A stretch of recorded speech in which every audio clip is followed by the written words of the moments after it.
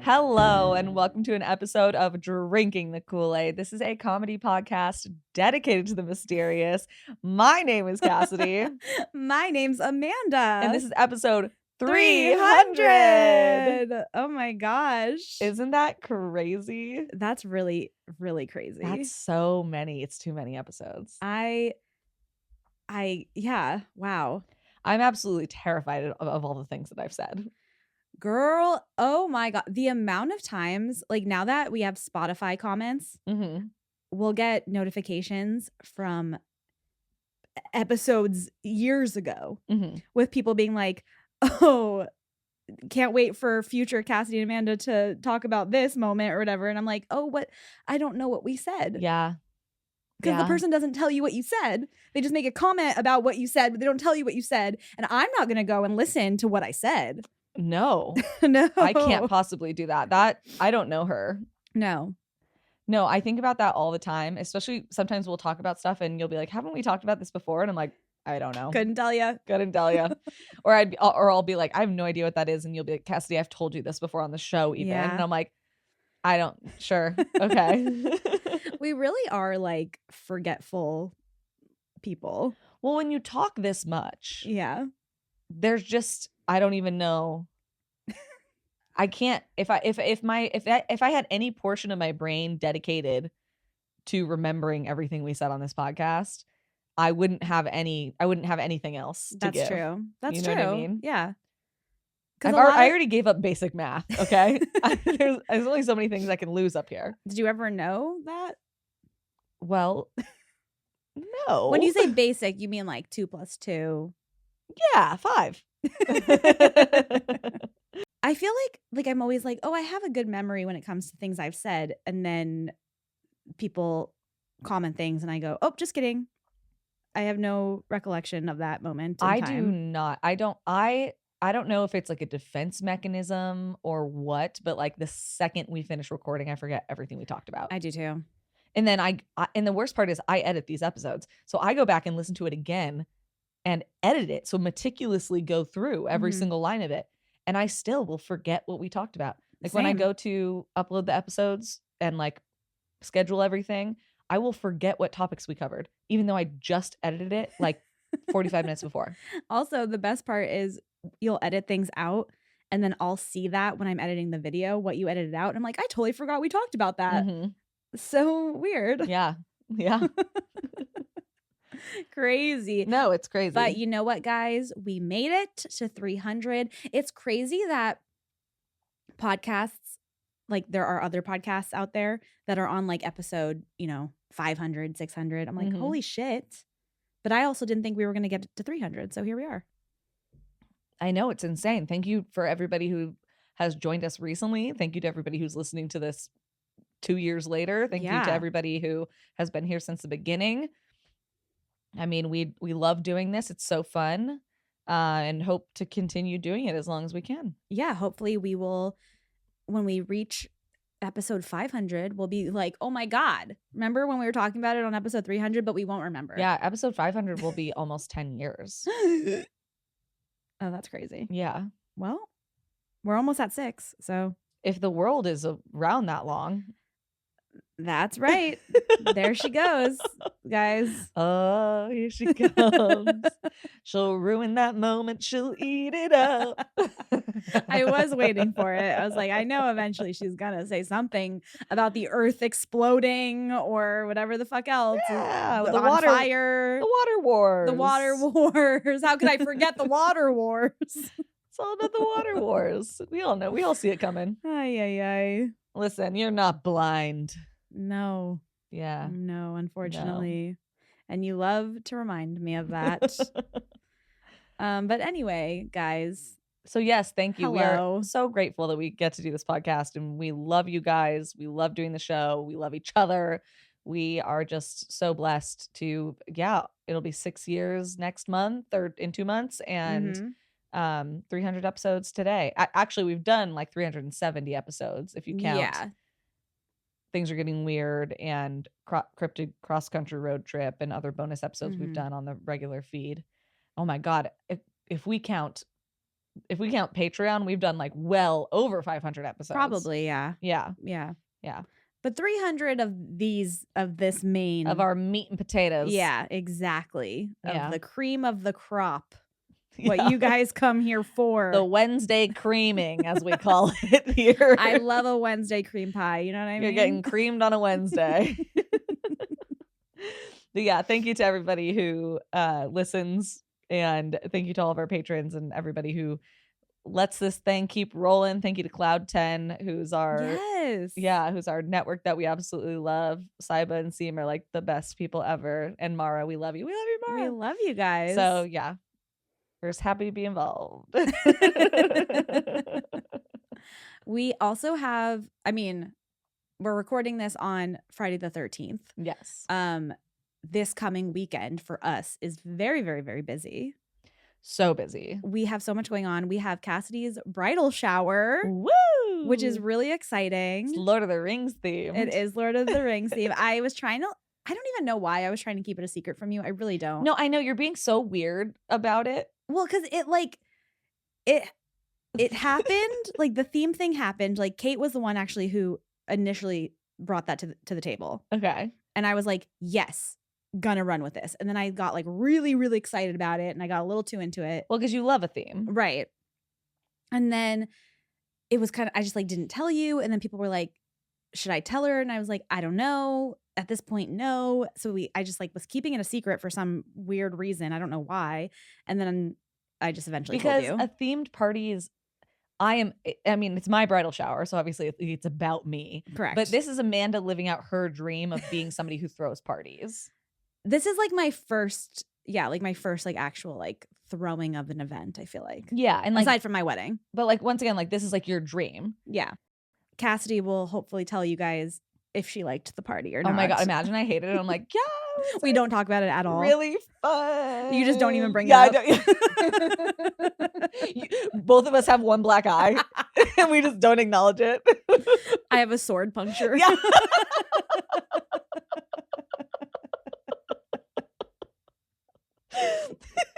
So we're not on video today, which actually would be kind of badass. That would be badass. Like in my like slashed on my cheek or something. Oh my gosh, you'd be like the bride. I haven't seen it.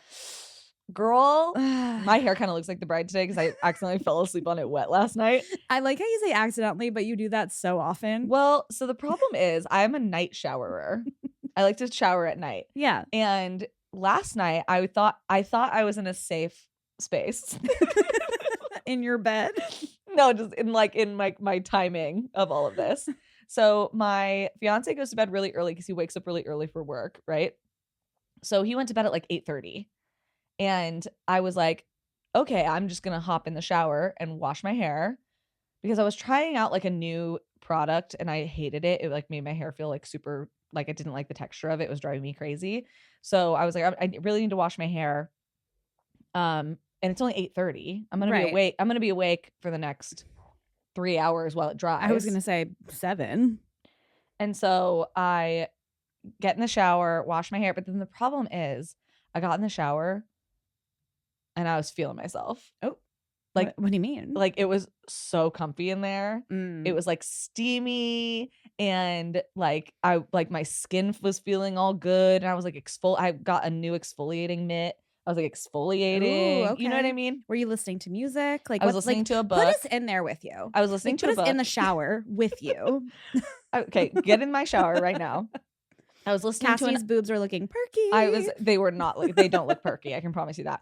I was listening to an audiobook and I was exfoliating and then I was like, oh, I should really get out. But I was like, I love like a steam room sauna situation. And by that, it had gotten really steamy. Yes. And so I was just kind of like sitting on the edge of the shower, like, oh, like feeling myself. Like I loved it. Like it was so good. And then one of my friends started texting me and we were gossiping.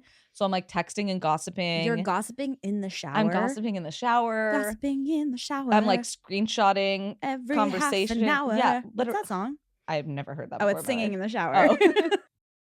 Why was I not involved in this? It's gossip you are well versed on already. That's why. Oh. Yeah. I always notice like I'm in there for too long when my toes get pruny. I'm Mm. like, ooh, I should probably get out of here. And so I was like, okay, I'll just go sit on the couch and like have my let my hair dry a little bit. And then I was falling asleep on the couch, and I was like, I can't fall asleep on the couch. And then I was like, No. it's fine, I'll get in bed, but I'll like kind of put my hair in the right position where it doesn't get all fucked up. But I move around a lot while I sleep, apparently. And yeah, when I woke up, one side of my hair was just big. You did send me a Huge. photo, and if you let me, I will insert it here. Yeah, no, that's fine. Because you did send me a photo, and one half is very high. Yeah, it was like seriously straight up in the air. And so I didn't want to like try and put heat on it or anything because I'm trying to like be nice to my hair. So this is just my natural hair. This morning I just re-wet it and was like, good luck, Cass. I love it. Yeah, so that's what I was up to last night, everybody. It's pretty good. Yeah. So go see The Bride. Go see The Bride. Basically, this whole conversation stemmed from The Bride. I loved The Bride. You told me, and I really want to see it. Okay, so you know me, I don't like to watch movie trailers, especially like for movies I want to see. Mhm. I saw this trailer because it was in front of a movie that I was seeing in theaters, and I saw the trailer and said, that looks terrible. Really? Yeah, looks awful. Have no interest in seeing it. And like just like I was with Kate, and I remember leaning over to Kate and said, that movie looks like shit. And then we had our other friend Connie who wanted to go see it, and we were like, you know, we'll go see it with you. It'll just be like a silly time, is what you're thinking. I loved it. I loved it. It was so ridiculous. It was so over the top in like a very, but then there were like moments where like I cried. Oh. Yeah. So you laughed and you cried. I was laughing out loud at certain points because the Frankenstein, who is played by Christian Bale, who like love, obviously he's amazing, is just the funniest Frankenstein in the world. He's just a sweet little precious boy who's like trying to work on his anger issues. And then the bride, who is played by Jessie Buckley, Mhm. She is fantastic. Such a funny character. Like just amazing. No, you really sold it to me. It's one of those movies where I'm like, people are shitting on it, and I'm like, I hate to be this person, but like, did you not get it? That's what it feels like. Yeah, okay. Where I'm like, did you just like not get it, or did you go in expecting something so different? And you said it was like campy. It's super camp. Yeah, I like camp. Ugh, It's super camp, but it has something like important to say about feminism and like the way women are treated in society. Okay. And, you know, it has like that theme of Frankenstein of like, who's the real monster, right? Which is like supposed to be like the core theme of Frankenstein. Yeah. And yeah, I loved it. I thought it was so fun. I want to see it again. There's like one storyline in it that's like kind of a side storyline that I thought was boring. That would be my only critique. Okay.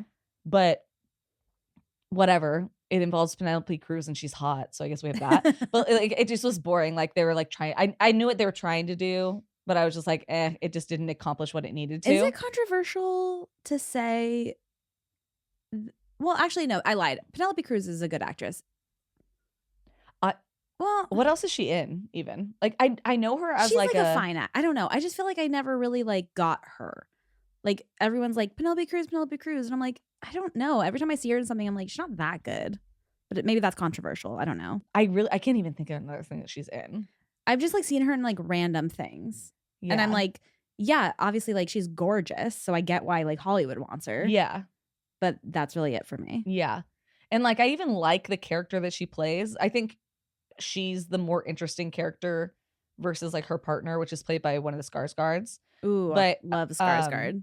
I don't know. I don't know. It felt a little like unnecessary. Like that plot line felt unnecessary. And if you've seen the movie, you know exactly what I'm talking about.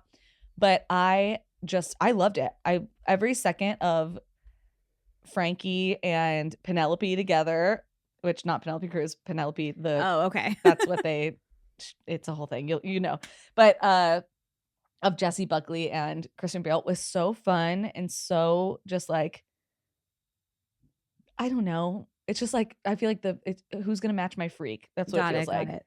Somebody gonna match my freak. Yeah, I want to see it, but if I were to pick a movie that I think you and I specifically should see together, it's gonna be the horror podcast Overtone movie. Undertone. Yes.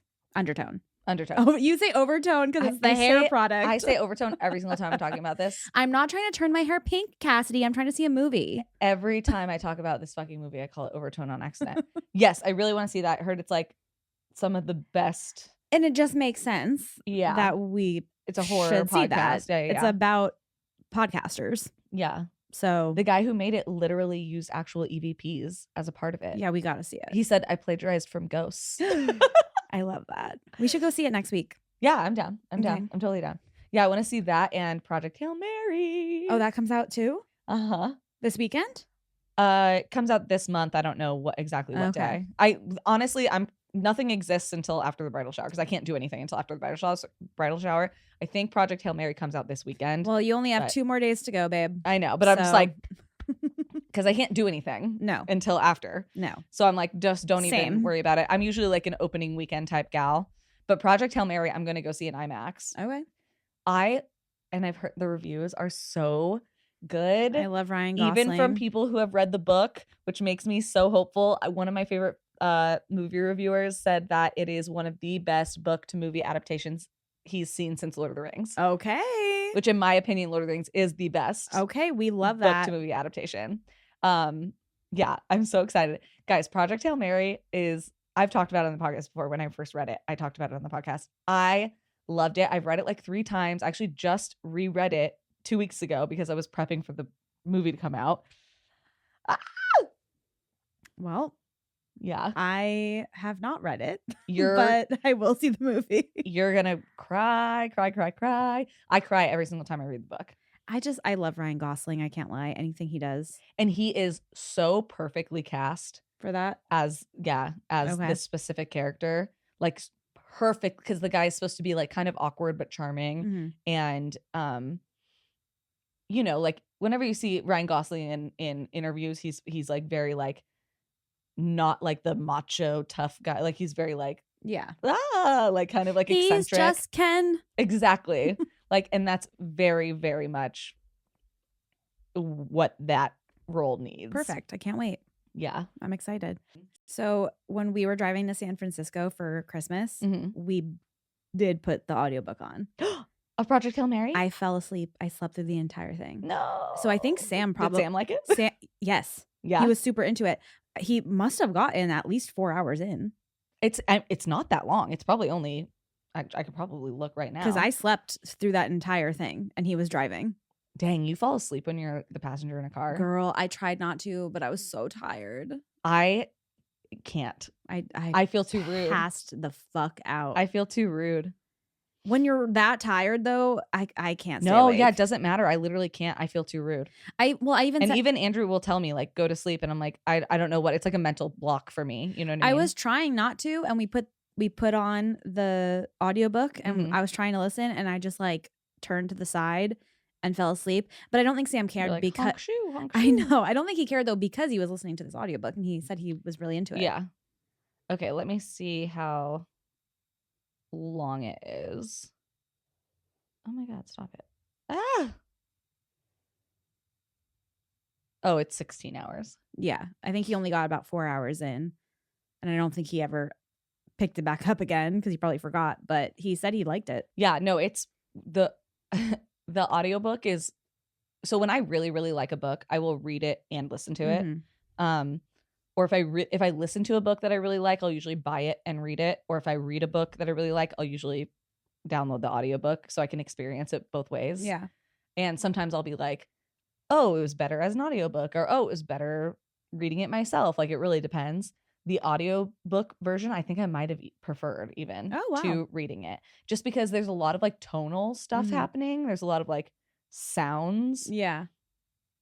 Which you'll understand once you read it. And they do a good job with it. And they do a really good job with it. Yeah. Yeah. I love it. Well, good. Then you have stuff to look forward to. Yes. I have so many good movies to look forward to. I'm really excited. But Which we talked about all on our Things Are Getting Weird this past week. We did. So. Yeah. But yeah, let's go see Undertone next week. Let's do it. This week. I'm so down. Also, I just wanted to mention just something funny that happened yesterday. I went to our P.O. box because I saw that we had a couple packages, right? So I get there and they're both addressed to only Cassidy, and they're from one of our cool kids, Karen. So I text Cassidy and I was like, oh, these are both addressed to you. And I'm like reading your response back, which just said, oh, they're probably bones.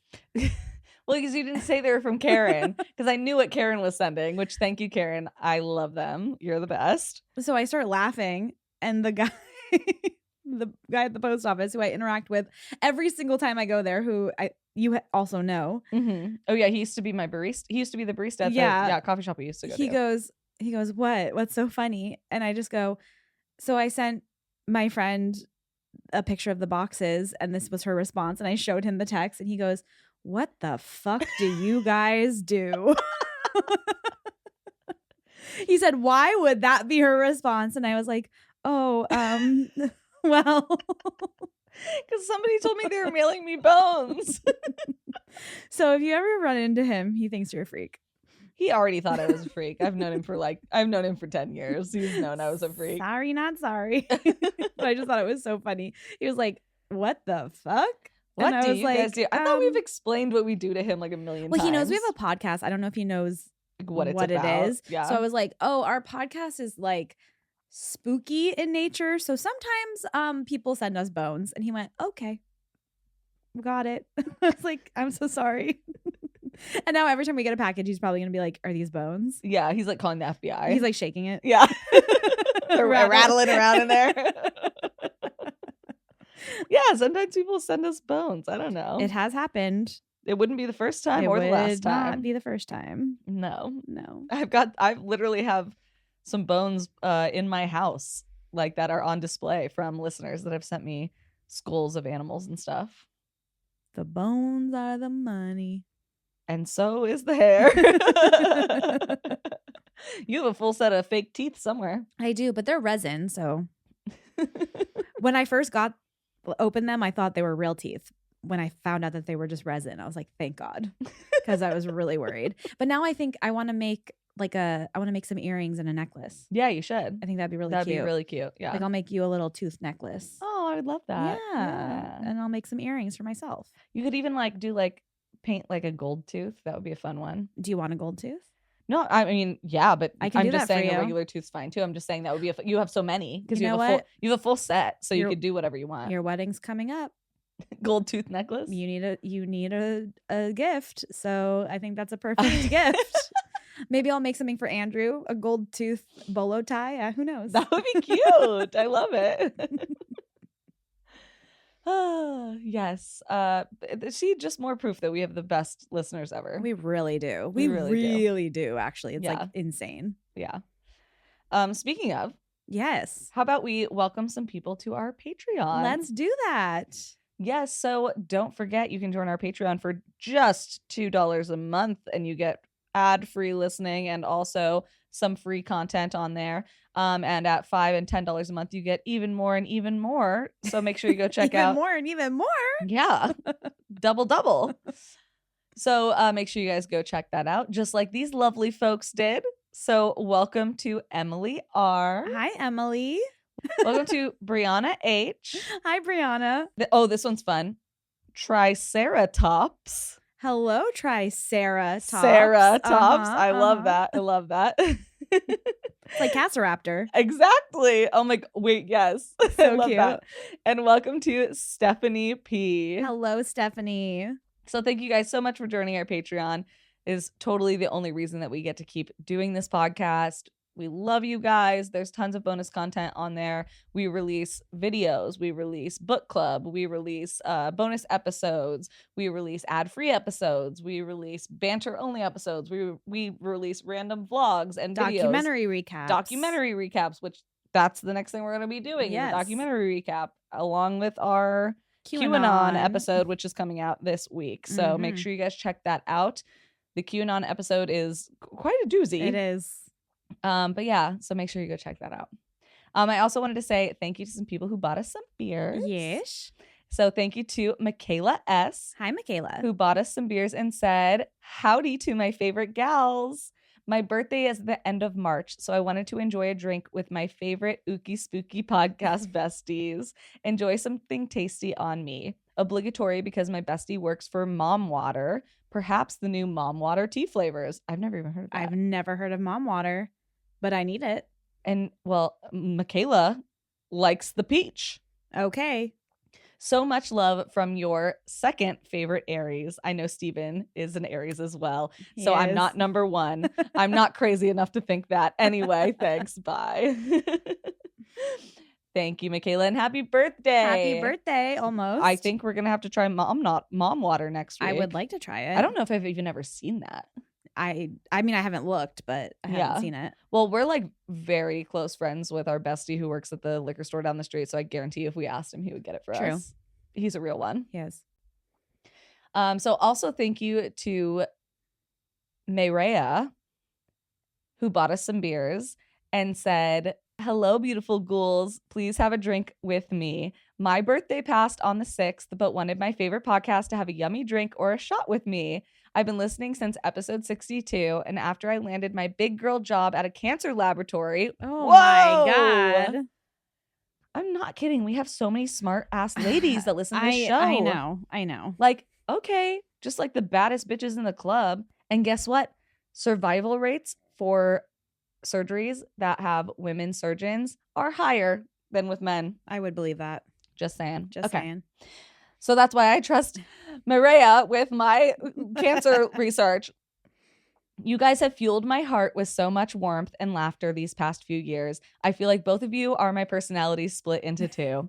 The loving and sensitive nature of Amanda, girl, you're not alone, I cry every single day, and the weird, awesome, off-the-wall nature of Cassidy. P.S. I live very close to the Yucca Tap Room. I have family in Long Beach, and whenever I visit, I always hope to see you guys out in the wild. Los amo mucho. You live by the Yucca Tap Room? You've probably seen my dad if you go there. My dad goes to the Yucca Tap Room like all the time. Well, it's like Jay is out there. This super divey bar that's also a music venue. Like my dad, I'm not kidding you, my dad goes to see shows there all the time. Like if there's a punk band, especially if the punk band is fronted by a woman, my dad is there. He loves a female punk band. Yes, he loves does. it. Yes, like he it's does. his favorite. The Dolly Rots. Yeah, they're like bubblegum punk. But that's the only one I remember because I went to see it with him. See them. Yeah. And also next time you're in Long Beach, hit us up. We'll get a beer. Yes. Also, thank you to Stephanie Nicole, who bought us some beers and said, "I finally joined the Patreon. I've been lurking on Spotify, commenting on nearly every episode, and finally upgraded to ad-free. It was also my 38th birthday last week, so cheers and take a shot with me." Happy birthday. Happy birthday. We have a lot of birthdays recently. We're drinking Kyla kombucha. It's very good. So good. Mine is lychee, lemon, and rose water. I'm drinking the lavender lemonade. That's the one I was drinking before, so which is also very good. And then this one literally just came in like 2 minutes ago. Oh, wow. And it's another birthday. And guess what their name is? What? Cassidy. No. Was it you? Imagine. I'm just like amping our numbers. No, Cassidy bought us some beers and said, "Hey, ladies, it's my birthday on the 14th. So to celebrate, I took 10 days off work. Yes. I'm a nurse. What another fucking healthcare baddie." Oh, my God. I'm not kidding you. We literally just collect the smartest fucking badass chicks that have ever existed in society. It's really crazy. And it's amazing. I love you guys so much. And I wanted to treat you both to some drinks on me. I'll be catching up on the podcast on my way to puppy yoga this weekend and again on my way back home. I love your podcast, and I think it's really cool to know another Cassidy out there. P.S. I'm also from Illinois. Oh. Well, Cassidy, I love you and I support you, but I hope we never meet in real life because we're going to have to fight to the death. No, that's crazy, actually. Sorry, it's too much. There's too much in common. Way too much. We can't keep meeting like this. Well, thank you guys so much. Your guys' support is the reason that we keep doing this. Like, I'm not even talking financially, also like emotionally and like mentally, spiritually. Yeah. We were just talking to someone about this the other day, that the kind words of people who listen to our show would keep us going even if this cost us money to do, right? Like, we are in a very nice position where it doesn't cost us money to do this anymore. It did for a long time. It did. Yeah. In the beginning, for sure. We finally got there. Yeah. Here's to breaking even, kid. But like, the way that we, like, the community that has formed around this has been so incredible and like Yeah. so touching and also so encouraging in a world that like fucking sucks shit, that this is worth everything in Dude, the world. Joy, the medium, obviously you guys, if you listen to that episode, you know her, just DM'd me the other day and said, I keep getting DMs from your listeners, and the community that you guys have built is so amazing. Oh, so many people who have been on our show, like Things Are Getting Weird, have messaged us and said, you guys have the most kind, wonderful, supportive listeners of anything I've ever been on. I haven't gotten any hate. I haven't gotten anything weird. Everyone's been like so just like nice and exciting and supportive. And I just am like, I don't know. Like, I think it's great that is the community that we have cultivated. And like, it's like we say all the time, like, and these people are talk to each other and have found each other. And like, I don't know. I just think that's really great because I know there's a lot of like toxicity, especially in anything that's on the internet. There and I'm glad. is. And like, as haters, I get it. I'm toxic. I'm literally fighting with someone on the Nextdoor app right now.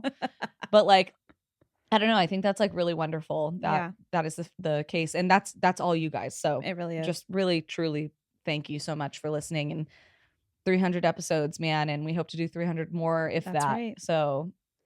And before we get started, I just would like to take this opportunity to give a huge birthday shout out to one of my personal besties, and one of the most like, she is just one of the most supportive people of this. I could literally cry right now of this podcast. She's constantly reposting everything we do. She loves both of us. Will do anything for us. Like, is just such a fan. Our Brazilian queen, Kathy, happy birthday. We love you so much. She just RSVP'd to my wedding. Yes, she will be at the wedding. I'm really excited. And she truly is just one of those friends that like will support you. Total sweetheart. Drop ride everything or die. Yeah, total sweetheart. Drop everything to be there no matter what you need. Yeah. And just, smart as all get out and loyal and sweet and just wonderful and also hot. So hot. Annoyingly hot. And we love you. We love you so much. We love you. So we hope you have the best birthday ever. Yeah, I guess it's early, but it's also my mom's birthday this week. So oh my God, and happy birthday, happy Kelly. birthday to my mom. Because it doesn't feel like it's my mom's birthday because like we record in advance and it's after the episode comes out, but it would be belated if we did it for the next one.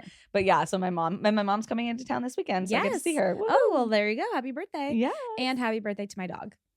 And happy birthday, Baloo. Because he's 10. 10. He's 10, oh boy. motherfucker. Like, what the fuck? That's crazy. No, I'm going to jump off of a building, so actually I can't talk about it. Yeah, okay. But happy birthday. We're moving on from the old man alert. Well, how about on that note, now we get started. Let's get started. All right. So today I have a disappearance. Okay. That was actually suggested to me by a friend who lived in Texas at the time that this happened. Okay. So it's like not super well known. Like, it was kind of hard to find stuff on it. I was very lucky that there was a Texas Monthly article about it by Peter Hawley, which, if you guys don't know, Texas Monthly is like one of the best people doing it right now. They have like these incredible long form articles that have so many details. So if you find this interesting and you want to know more about the family and all that stuff, make sure you go check out that Texas Monthly article.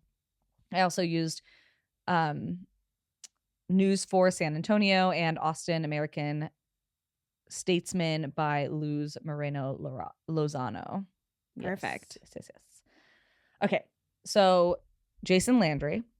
Okay. He was a 21-year-old man in December of 2020.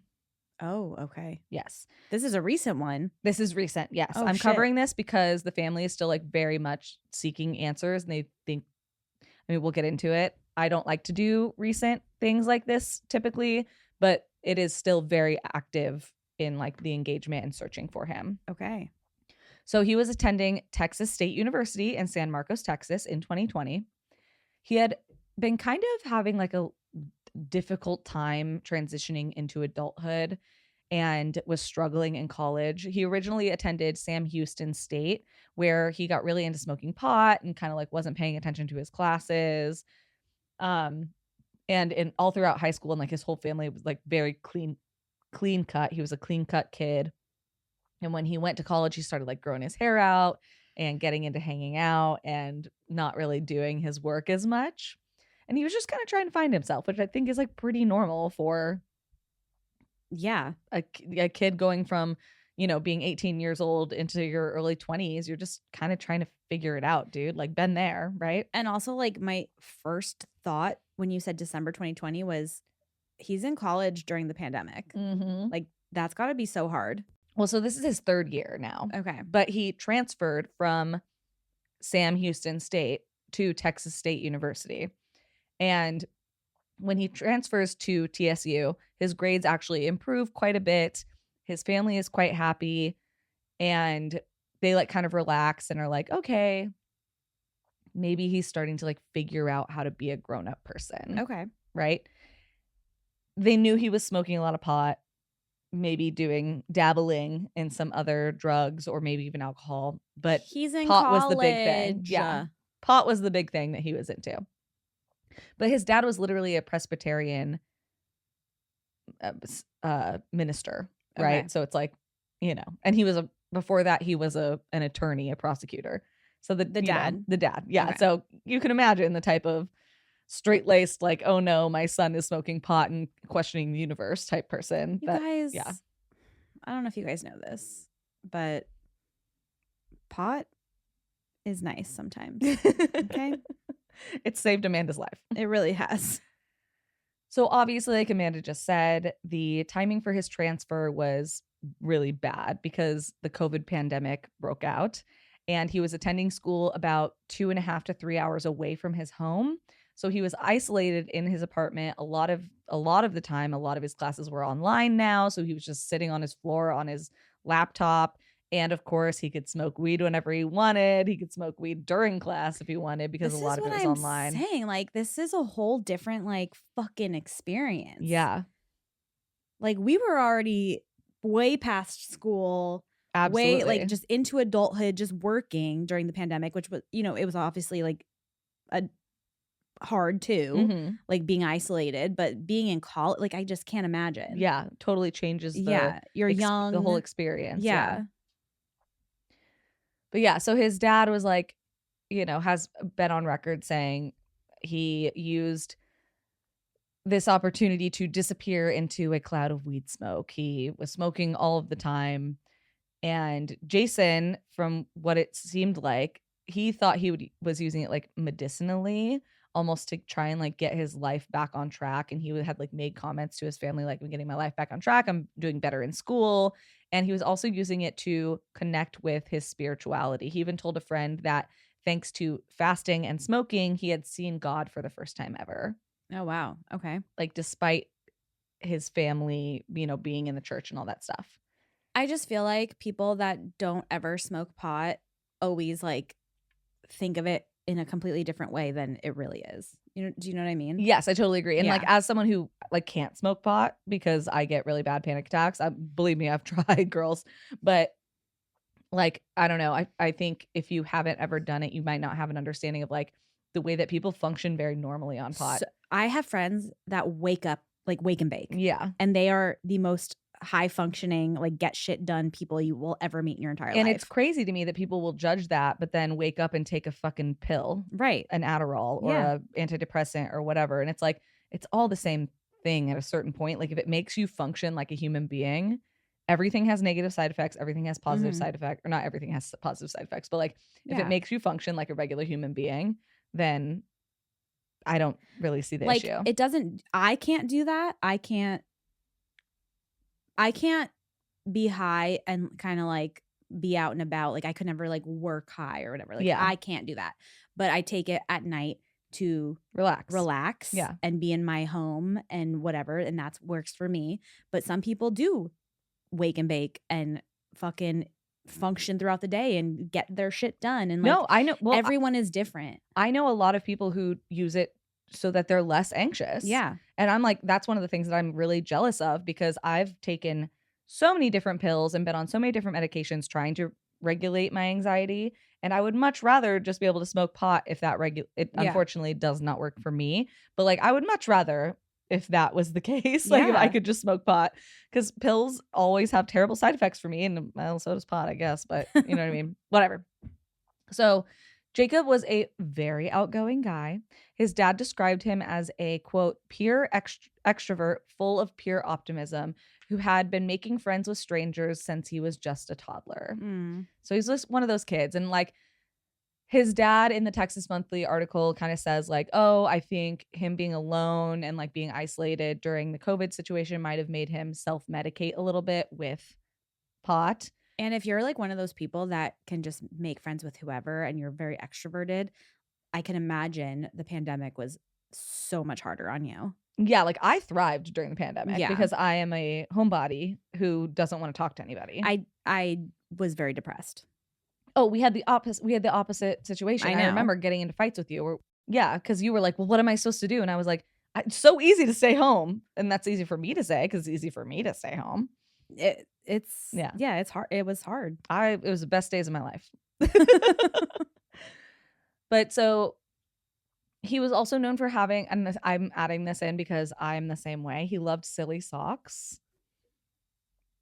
I love that. He would wear silly socks with like different designs and stuff on them. And actually the day before he went missing, he had texted his mom about his Christmas list, and on his Christmas list was a pair of socks that said monkey business on them, and it was a monkey wearing a suit holding like a briefcase, and he really wanted those for Christmas. Stop. Yeah, I know. So that was December 12th that he texted his mom that list, and on December 13th around 11 p.m. Jason was seen for the last time in person leaving his apartment building. So his plan was to drive back to his hometown of Missouri City, Texas, which was about 2.5 hours away from where he was going to school. So not that crazy, right? Mm-hmm. His original plan was to drive to a friend's house, game all night with him. Okay. And then go to his parents' house like that day or the next day to go spend the holiday with them. Okay. Because a lot of people, like when talking about this case, will be like, well, why did he leave at 11 p.m.? Like, whose parents would want them showing up at 1 a.m.? Like, why didn't he leave earlier or the next morning? And it's like, I get it. Like, I've left when I used to drive back to Arizona a lot more. I used to leave at like 9 p.m. and that's a 6-hour drive because I just didn't want to spend the whole next day. Mm-hmm. And so, like, I remember very specifically once I left here, like, I got off work at 8, literally left from work and drove directly to Arizona. And because I was getting in late, I stayed at a friend's house that night and like got to see them and then hung out with them the next day and then went to my parents' house. Okay. To like save time. Yeah. Like that's not that abnormal. I don't know. People act like that's like so crazy that he left at 11. And it's like, I don't know. I don't think it's that crazy. And when you say game, you mean like? Yeah, like he packed his like PS5 or PS4 or whatever. So he packed all of his video games and starts heading towards his friend's house. And this is where things start to go awry. Okay. So while he's on the drive. Sorry, what was the date again? December? Yes, December 13th. Okay. Because he's leaving, like he just finished class. For Christmas. And he's going home for Christmas break. And he had driven back there. This was his first semester at this school. So he had driven back home like twice during this time.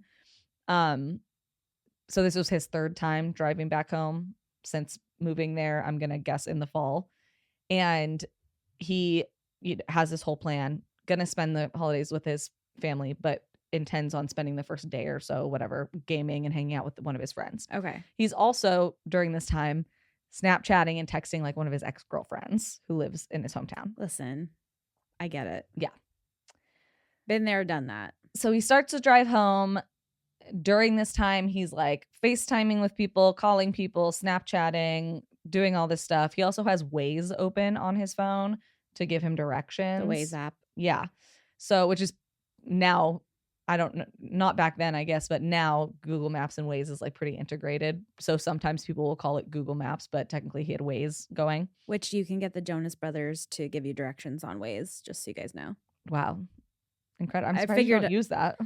Sometimes I do. Oh, okay. And they give me directions. Nick, Kevin, and Joe. So that's beautiful. Yeah. But yeah, so he is texting people, calling people. He's on the phone. He's on FaceTime. He's sending Snapchats to his ex-girlfriend. And in his car, he has all of his stuff. So he has like his gaming system, some clothes. He also brought his pet fish that he had in his apartment. Sparky was in the car. He had put him in like a big plastic container. And because that I'm guy assuming, is sloshing around. Yeah, because I'm assuming that, you know, he was planning on being there for a while. Not missing, but being gone for a couple weeks. So he was like, "Oh, I'm gonna bring Sparky because all my, my roommates are going home or whatever." That's really nice because I feel like a lot of people forget about the fish. They do, yeah. But he was like this really sweet beta fish. I had a beta fish. I had a beta fish too. And one time, my cousin poured my entire container of food in the fish tank, and then we left for like the whole day, and she didn't tell me.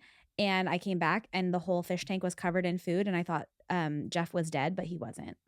Hell yeah, Jeff. Yeah, he survived. Hell yeah, Jeff.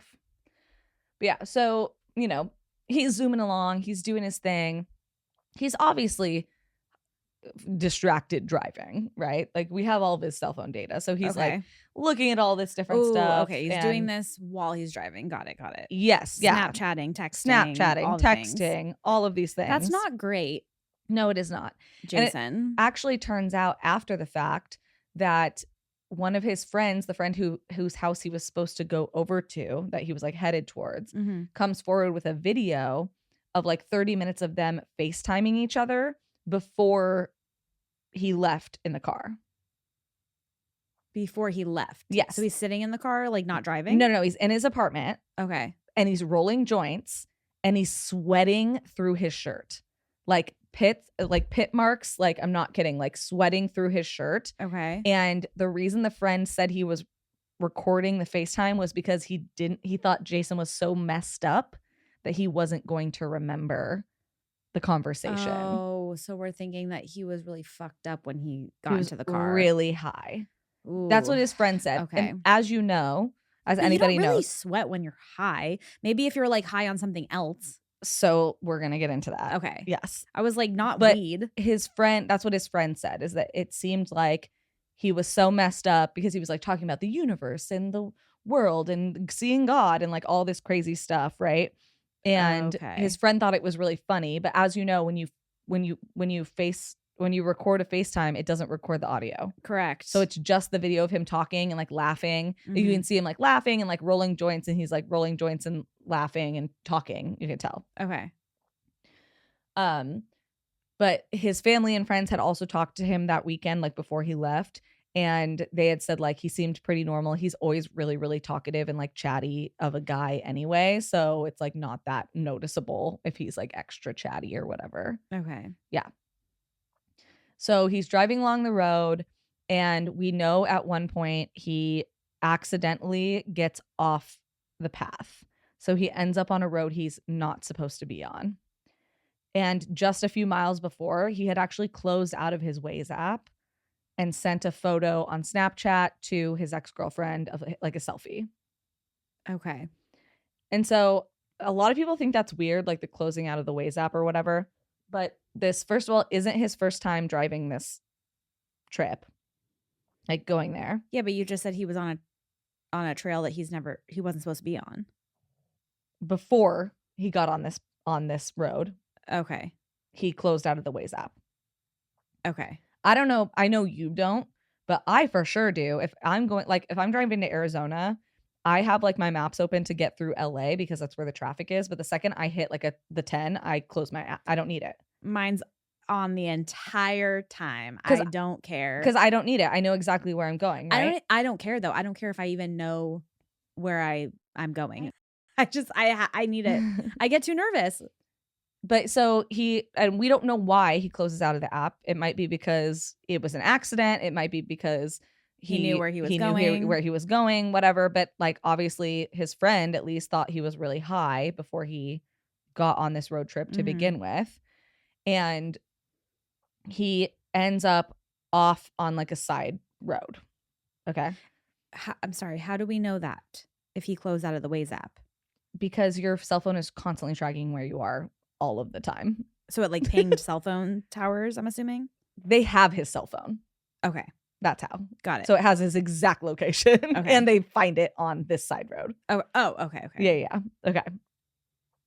So fast forward like an hour and a half.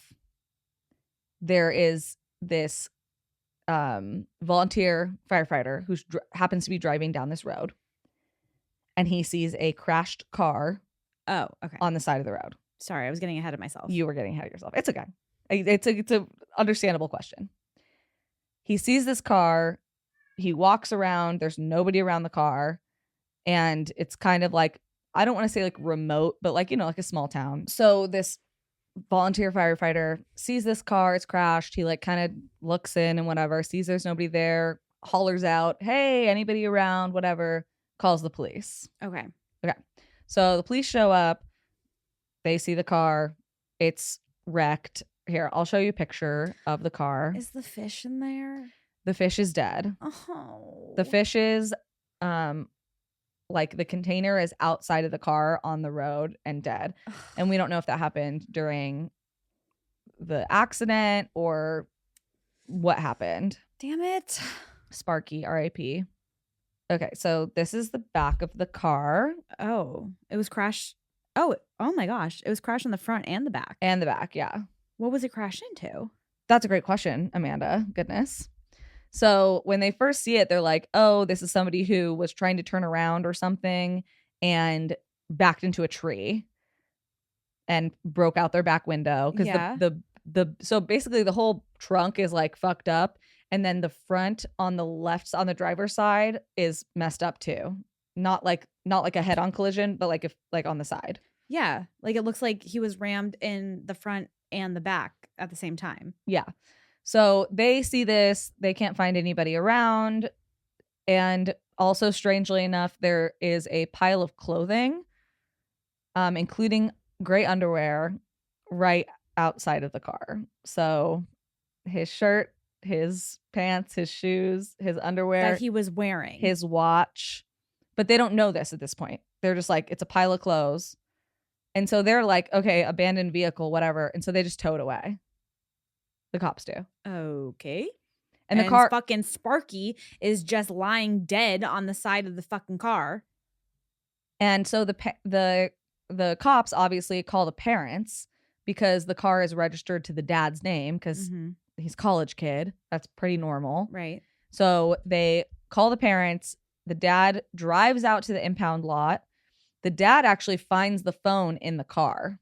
It was like in between like the seat and like the middle section. Okay. And then the dad drives out to the crash location to like get an eye on the situation. Yeah. Yeah. So once they realize, okay, this is like a missing person. This isn't just like an abandoned car, because it's not common, but it's not uncommon for people who are driving drunk who crash their cars to walk away from the crash. Okay. Or to abandon their vehicle, right? So that is kind of, I think, what police were thinking. But I will say, like, that's your job. Yes. Like, the fact that you didn't immediately assume that whoever was driving this car was in distress, that's your job. I feel that way about, like, often when we talk about missing persons cases and the police are like, well, they're probably a runaway or whatever. I'm like, it doesn't matter what they are. They're missing. Go find them. So when I worked as a PA, one of the jobs that I would do was union checks. Okay. And it's basically when you work a union job, which 99% of the jobs that I worked on were union, you would have to check to make sure people were in good standing with their union so that they could work on the project. Okay. And everybody always was, right? Like, who's going to try and pretend like they weren't? But it didn't matter how many employees we had or how many times we had worked with them. We union checked them every single time because it was my job. Right.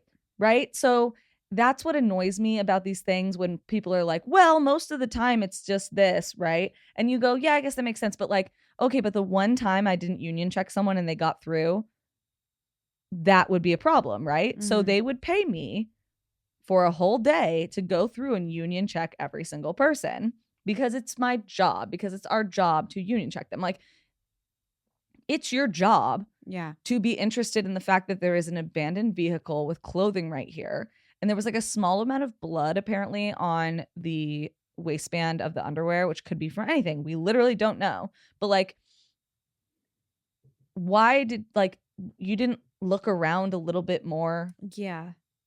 And the just the fail and like the failure of the police, they didn't even find the phone in the car. Like they didn't look. Yeah, like that's fucking crazy. Yeah. I'm sorry, like They just towed it away. So now it's not even a crime scene, right? Obviously, I'm not a police officer. I don't want to be a police officer. I would just imagine that if I was, however, that if I were to come up on a scene like this, I would probably be like, let me figure out every single thing that I possibly can about where this person is. Yes. Like, that's just what I would assume I would think. Yes. Right? Why would you not want to cover your ass? Now we don't even have the evidence of the crime scene, right? So we can't even see where the car was located, Yeah. what position it was in, all of this stuff. It was just in a tow yard. No, it like really is confused. I mean, maybe this is just because I'm like I care about individuals. I don't know, but so it's like shocking to me that people that this is their job to care about individuals don't try every aspect. When they called Lisa and Kent, who were his parents, they told him, quote, "We found narcotics in his backpack. He may be under the influence, and because of that, maybe that's why he took all of his clothes off. If those are his clothes in the dirt road. With the temperatures way down and out here in the dark country, clear night, it feels like 30 something odd degrees, especially with the way the winds have been blowing." 30 something degrees. You think he took his clothes off and he's naked running around a fucking also calling marijuana narcotics to the parents is fucking so insane. That makes it seem like he had fucking coke or crack or meth or, you know what I mean? No, yeah. When he had like 3 rolled joints in there. Like that's so different. Yeah. So obviously Kent, who is Jason's father, shows up and he goes to the car. He's the one who finds the phone. Which took him 2 seconds. Yeah. And then he goes to the location of the alleged crash to take a look around. There is no sign of him. So they get dogs searching. They get a search party going. They end up searching like over 30,000 acres of this area. There is not a single sign of him. Sorry, I know this is like a random road or path. Is there like woods? It's like Texas, like brushland. Okay, that's what I was kind of picturing. Yeah. So at one point all of the dogs end up going to a pond that's nearby, and all 8 of the dogs signal that there is a body in the pond. Oh my God. Yeah. So they tell the parents, hey, all 8 dogs signaled on this pond. We're 90% sure that has to be where he is. We're going to drain this pond. Okay. So they pump all of the water out of this pond. It takes like a day and a half to pump all the water out. No body. And then it turns out all these scientists are like, oh yeah, this is oil country. And there's like this thing that happens with like the oil and water when it like mixes together in like this natural state that can confuse cadaver dogs because it lets off a scent that is similar to something that's decomposing. Okay. Yeah. That's not great. Uh-huh. So they search for him, and there is just no sign of him. And they had people on horseback, they had helicopters, they had foot searchers, they had, just all sorts of volunteers and people, more dogs, everybody all over the place, and nothing happened. Sorry, this is fucking crazy. Yeah. Oh yeah, it took 3 days to pump the pond. 3 days. Mm-hmm. And all they found was mud. Okay. Yeah. Yeah. So there's all sorts of searching going on. Nothing is being found.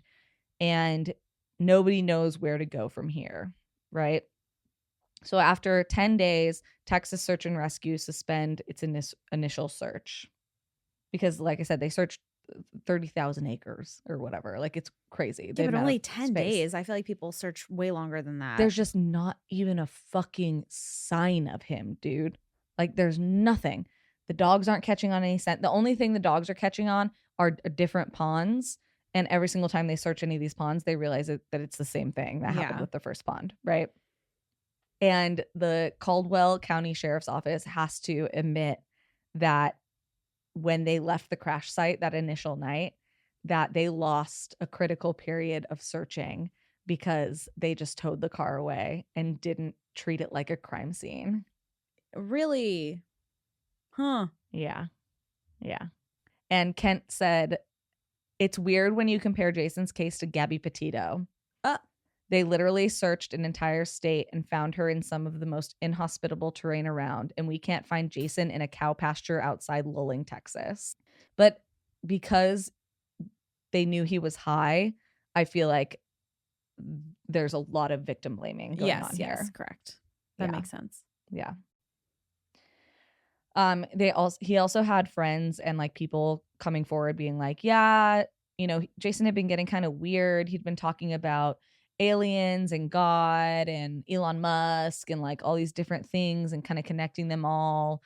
But like he's a 21-year-old kid experimenting with weed and spirituality. They said one of his favorite movies was the documentary DMT, the spirit molecule or whatever, which I've seen that documentary. And like I was that kid. Like I don't know, like I remember when I was in school, like I went from like a militant vegan to a compassionate vegan to like I got really into fucking psychedelics and thinking all that stuff. I mean, it's not that weird. And then there were Google searches, I guess, on his computer that said like, how long can you live in the woods with no food? Like, how long can you be outside with this, and that, all this stuff, right? I mean, I fucking hope aliens came down and booped him. No, I just mean like people are trying to be like, oh, maybe he got like he did this on purpose. Like I get it. Did this because he was fucked up on whatever drug and that's why he was so sweaty.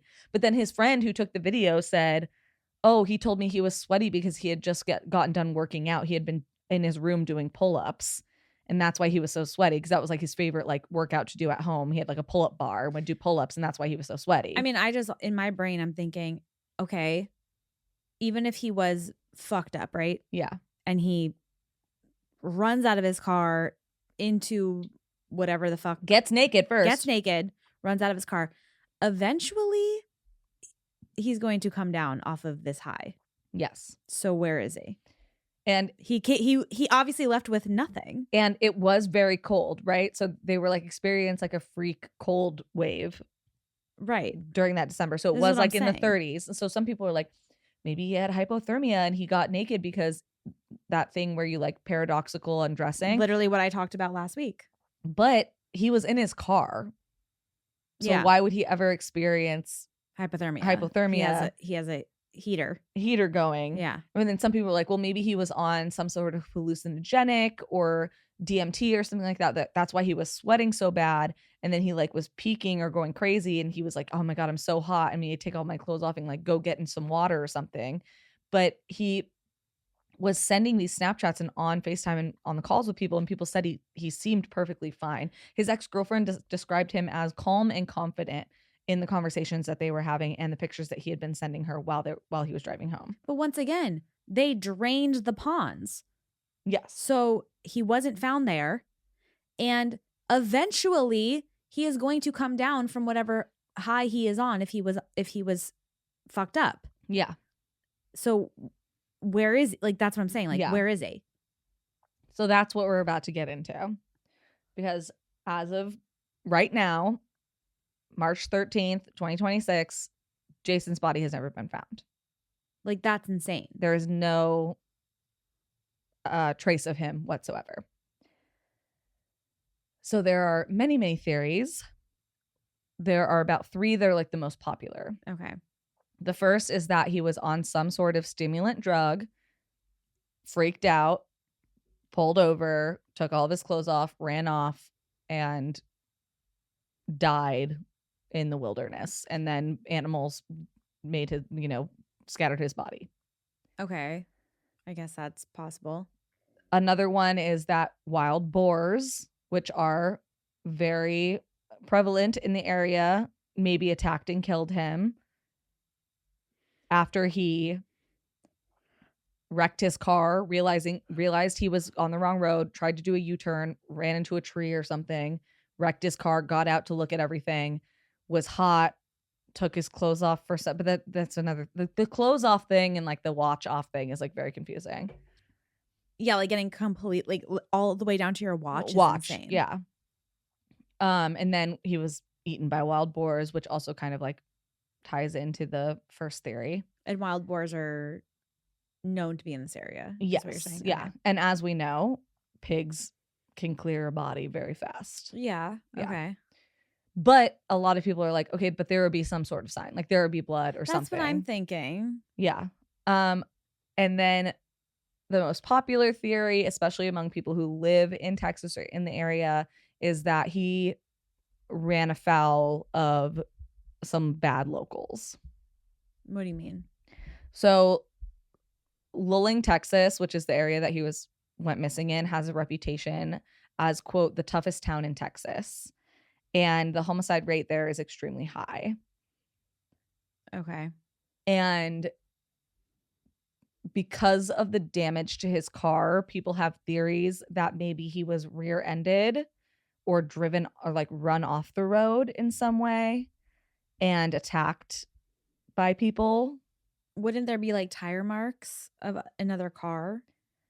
But I mean, how many times you go? Once again, they didn't investigate the scene as a crime scene. Yeah. And second of all, it was a dirt road, and how many times have you seen tire marks on every road you've ever driven on? No, I know.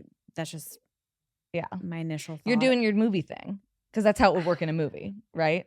Yeah. Yeah. There are people who think that he could have been run off the road and they made him strip naked and walk off into the desert, or maybe they ran him off the road and he hit his head really hard or something and he was being delirious, and then they were like, we just need to take care of this and get rid of him, because there was nothing like taken from his car. Obviously his car was left there, so there didn't seem to be any, like, his gaming system was still in the back, so it's not like somebody robbed him or something. Right.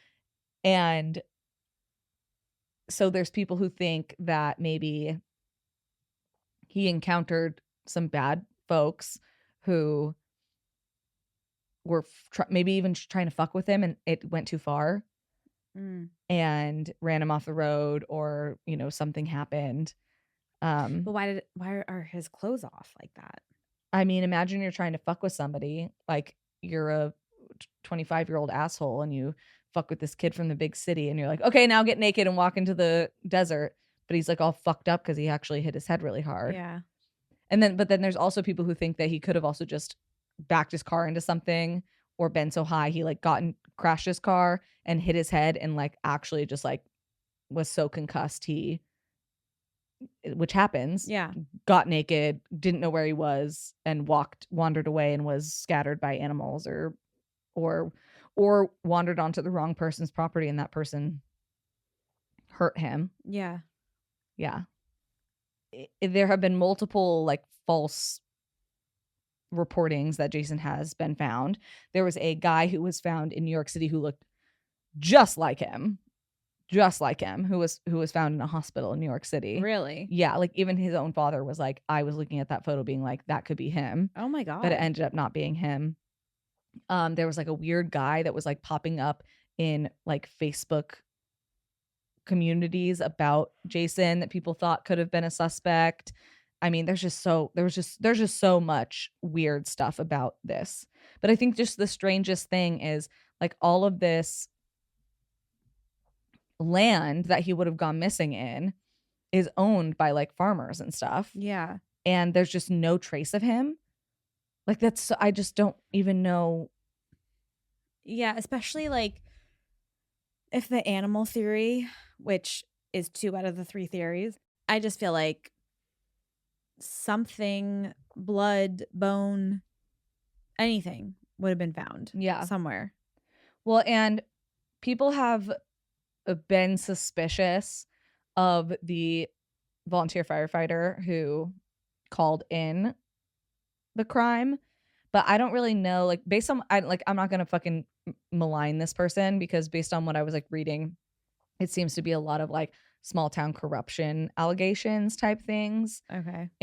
But like there are people who think that he could have not been involved, but maybe knew who was involved and then called it in to be like, oh, there's an abandoned car. Can you just come take it? Because it was it's on Salt Flat Road. Can you just come tow this and get rid of it to kind of fuck up the. So maybe it was more of like the bad people in town fucking with him. Yeah. Or, somebody does something and then they're like, oh shit, we were just trying to fuck with him, man. Like, we didn't know it was going to be like this. But like, even, I don't know, just like the leaving like behind like his wallet and his phone. No, that shit's weird. Yeah. And like getting undressed and taking his watch off. I don't know. The watch part like is extra weird to me. And like, yeah, he was getting into weird stuff. So there's like some people who think like, oh, he purposefully ran off. That's why he was Googling all that weird stuff. I don't think that's true. Just based on the fact that he was like, was driving to meet up with some friends. And he was just telling his mom what he wanted for Christmas. Yeah. Like, I don't know. Yeah. I don't think he wanted to disappear. Yeah, I agree. Yeah. That's crazy. Yeah. The number one theory online, at least, like if you like look at Reddit, is people think that he ran into what they like to call nefarious locals. So just like bad people, and that the guy who found the truck, like the firefighter, was like not like a patsy, like a plant to find it to look like a good guy because who's going to question the firefighter, right? But yeah, so nobody knows what happened, and like I said, it was only a 2.5-hour drive. No, that's a really like tricky one. It's so strange. They never found a trace of him. Yeah, like that's just what's so weird. So that like people who are really into this case, obviously, and think that he was murdered, they think that maybe they thought they were fucking with him, took it too far, realized they took it too far, stripped him, threw him in somebody else's car, drove him far, far away to dispose of the body. That's the only thing I can think because of. Why did they not find the body? Right. Because if he just, at first when I was reading this case, I was like, oh, he probably crashed his car or got into a car accident with somebody else who drove off, because people do that, we know. And hit his head so hard, got disoriented, took his clothes off or whatever, because crazy things happen when you hit your head. Yeah. Took his clothes off and wandered off and died. But if that happened, they would have found something. Yeah. Even if animals got involved, they would have found something.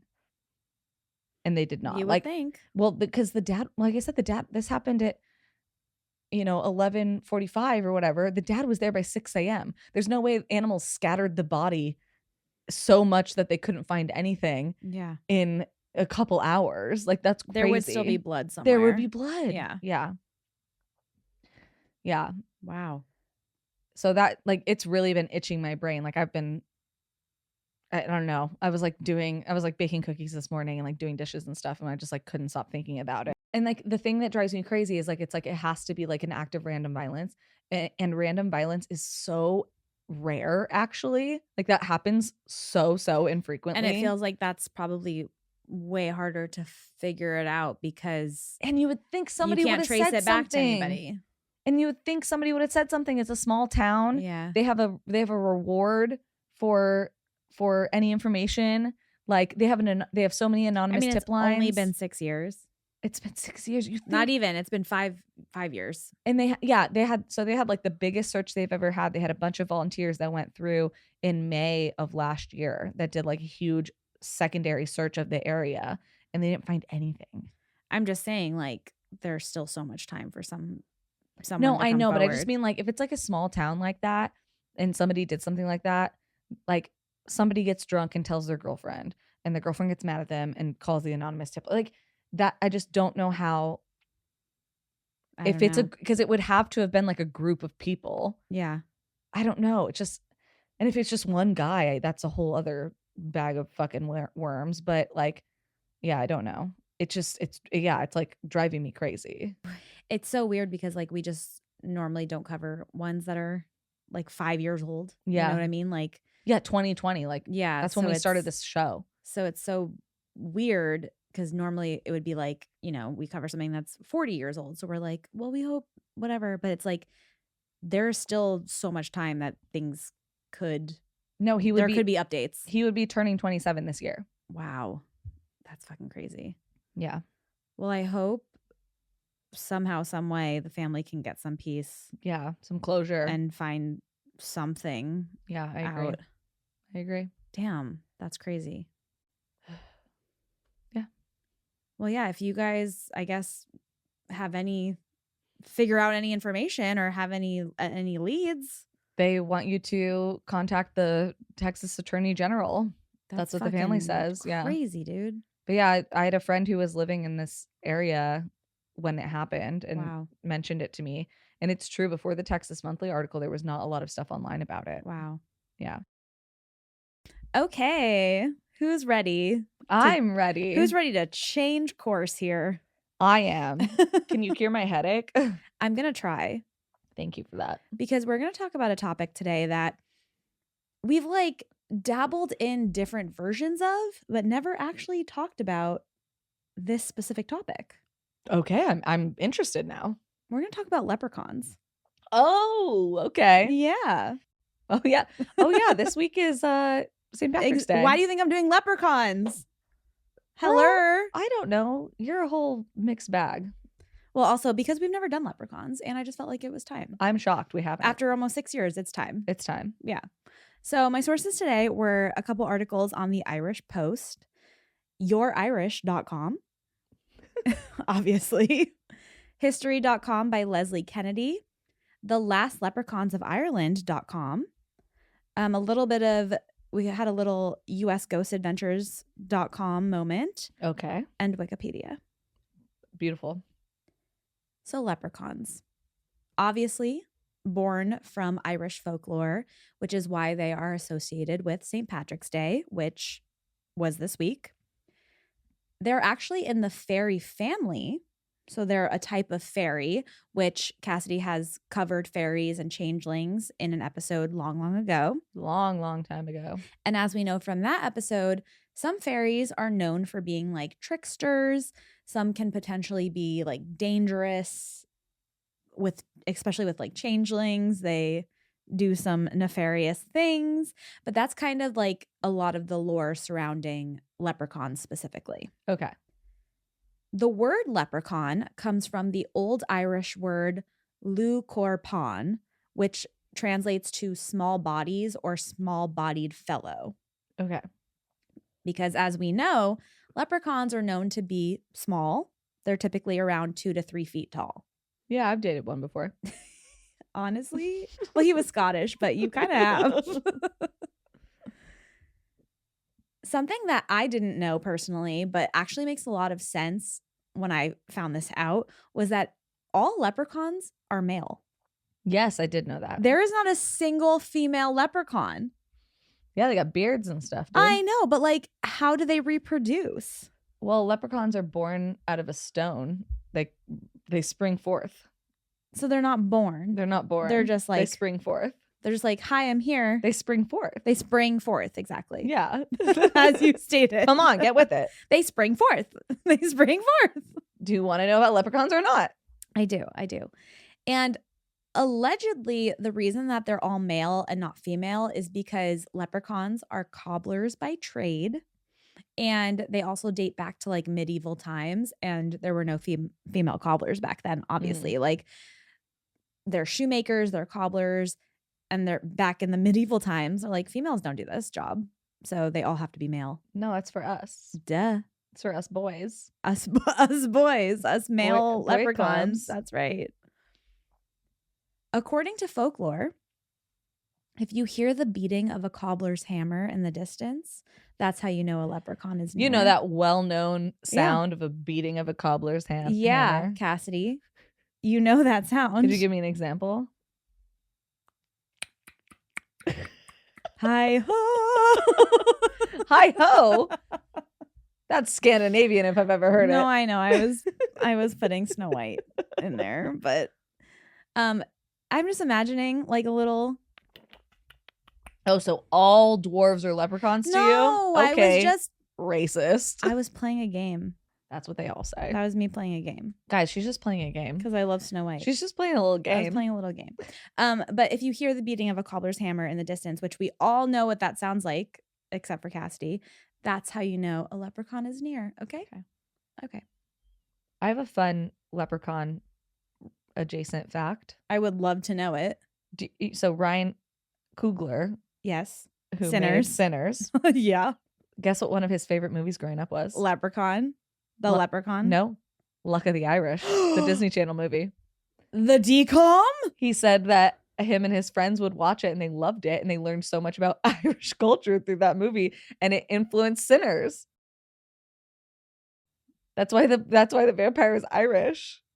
Because he loved the music. My mind is blown. Remember that scene where he starts dancing? Yeah, the of jig, course. And everyone's going, "What are you doing?" And he's like, "I don't know why. I can't stop." Yeah. Yeah. Brian Coogler literally loves that scene. You know that Ryan Merriman was like my first crush. Is that guy's name? Yeah. Why do you think I love Final Destination 3 so much? You know what? That does make sense. I was obsessed with Ryan Merriman. Like, yeah, no, he was a total pretty boy. So obsessed with him. Early 2000s pretty boy. Yeah. That's why Final Destination 3 is my favorite movie. Okay. Because I was in love with him. But yeah, so shout out Sinners. Wow. And Leprechauns. I literally love that fact. Yeah. I thought you were going to say The Leprechaun because that's also how Jennifer Aniston got her. No, I do love that movie. Oh no. You know the scene that I'm thinking of. Crazy. They killed her and now they're coming for me. I can't remember exactly what it was, but she's like standing at the top of it's not Jennifer Aniston, it's somebody else, but standing at the top of a staircase. Insane movie. But yeah, so shout out Luck of the Irish. Wow. Love that fact. Mm-hmm. Thank you for that. You're welcome. So leprechauns, they are often described or like depicted pretty much the same way, which is usually a 2 to 3 foot tall male in a green suit. Although, according to legend, those suits used to be red. And then as time passed, they changed to green. But they're typically wearing like a top hat or some sort of a floppy hat. They are usually a little on the older side. So they're described as having like old, wrinkly faces with long beards. Most of the time, they are known to be redheaded, but they can also have white or black hair. I don't think that really, matters too much in the grand scheme of things. Obviously, in like modern times, they're depicted with red hair. But leprechauns are absolutely known to be tricksters. They love to play pranks on people. And they are also known to be a symbol of luck and prosperity for Irish people. Because, as Cassidy stated before, we know the Luck of the Irish is not only a Disney Channel original movie, but it's also like a common phrase that people often say today, like, oh, you have the luck of the Irish. Mm-hmm. But originally, that phrase was known to be an insult to Irish people. Really? Mm-hmm. So when people would say, like, you have the luck of the Irish to an Irish prospector, it was basically saying, like, you made your fortune because of plain dumb luck, not because you had, like, hard work and skill. Okay. So people would get really pissed if people said that to them. Yeah, it's like saying, like, oh, beginner's luck. Exactly. Mm-hmm. Now, back to their like trickster ways, they sometimes can cross the line a little bit. They're known to have short tempers. They're known to sometimes lash out in different ways. They have been known to cause harm to people if they're provoked. Okay. Or sometimes they can just be like a little extra diabolical when it comes to their pranks if you do them wrong. So if you do cross paths with a leprechaun, very similar to fairies. Yeah, exactly. Like just don't fuck with them because they can be a little evil sometimes. Yeah, no, that makes sense. Now, it's very important that you don't confuse a leprechaun with their cousin, which are called the Cluracons. Oh, okay. Although they look quite similar, those guys are a little more destructive and they're a little more dangerous. So those guys are known to be alcoholics and they often haunt like wine cellars, pubs, and breweries. Just like me for real. Exactly. Yeah. A little bit. That's where your 90% or whatever comes from. 78%. Yeah. Although some people believe that a Cluracan is actually just a nickname given to a drunk leprechaun. But according to Irish folklore, they are not like the same being or entity at all. And if you come across a Cluracan, you really should stay away from them because who knows what will happen. They're up to no good. They're up to no good and they're too drunk to remember. So Been there. Get Been there, the done fuck that. away from them. Cheers. Cassidy might be a cluricon. We don't know. Now, something everyone, I would assume, kind of knows about leprechauns is that they are associated with rainbows and pots of gold. Mm-hmm. So in Irish folklore, they do typically have like gold coins that they have hidden away somewhere. That's like a very common thing. And I really researched this. I couldn't exactly find like where the rainbow connection actually came from in mythology or like the actual legend. Or if it was just started by Lucky Charms. That's exactly what I have written down here. So when leprechauns kind of came into the mainstream, it was because of the Lucky Charms cereal. No, that makes sense to me. So Lucky the Leprechaun is the mascot of the Lucky Charms cereal, and he made his debut on March 17th, 1964. And from all of my research, like what I gathered is like that rainbow part really kind of came about after the cereal Stuck debuted. with it, yeah. Like I couldn't find anything else about rainbows before that. That makes sense to me. That's like Coca-Cola basically inventing the idea that we have of Santa today. Yeah, branding is strong, man. It really is. And like Lucky the Leprechaun, like his whole tagline is like, you know, follow the rainbow for me pot of gold or whatever. No, Can't catch me. Yeah. Whatever it is. Do you know it? Get my Lucky Charms. Yeah. You wanted to say it so bad. I saw you going, that's not it, Amanda. I'm going to tell it to you right now. Can't catch me. I don't know what it is. Like it's they want my Lucky Charms, I think. Yeah. Oh, they're magically delicious. Always. Always. It's always after me. Always after me, Lucky Charms. They're always after me, Lucky Charms. Exactly.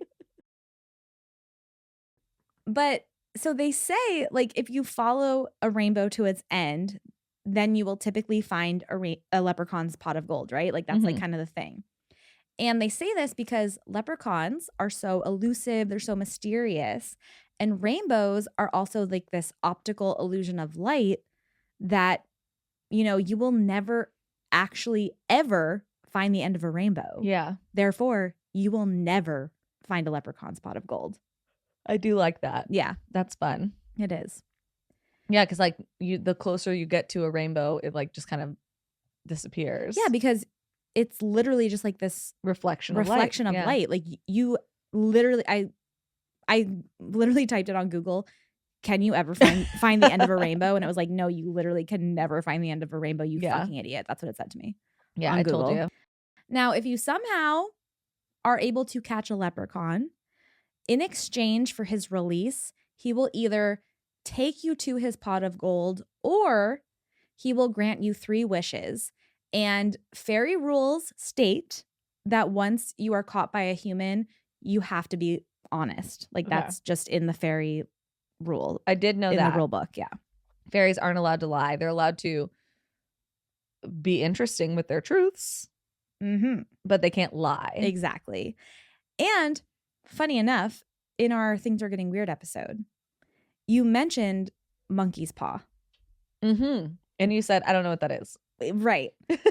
Which I like didn't really, but then once you explained it, I was like, that's so weird because that's exactly what leprechauns kind of are about. Yeah, it's like be careful what you wish for. Exactly. Yeah. So leprechauns, they're a little mischievous, so you got to be a little careful with them.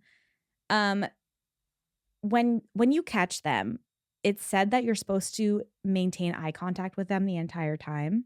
So whether they're taking you to their pot of gold or they're about to grant you 3 wishes, like you have to be staring at their eyes.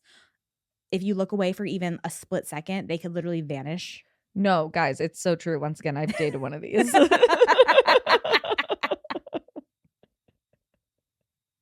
He will immediately text his ex if you don't keep eye contact. He just ghosted right in front of my eyes. No. I never saw him again. Worse.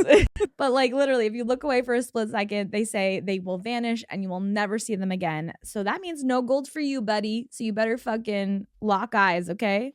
But as for the 3 wishes aspect, like Cassidy said with the monkey paw thing, if you like if you are going to do this, you have to be so specific with your wording, because they will be able to twist that shit around and make it so it's like kind of your wish, but kind of also the complete in a opposite. shitty way. Yeah. Yeah. It's like, oh, I wish I was rich, right? Mhm. But then it's like, oh, they kill both of your parents, so you get an inheritance. Right. So like technically it worked, but in an evil way. Yeah. So some examples I saw were like, if you ask to be rich, they will make it so every single thing you touch turns to gold.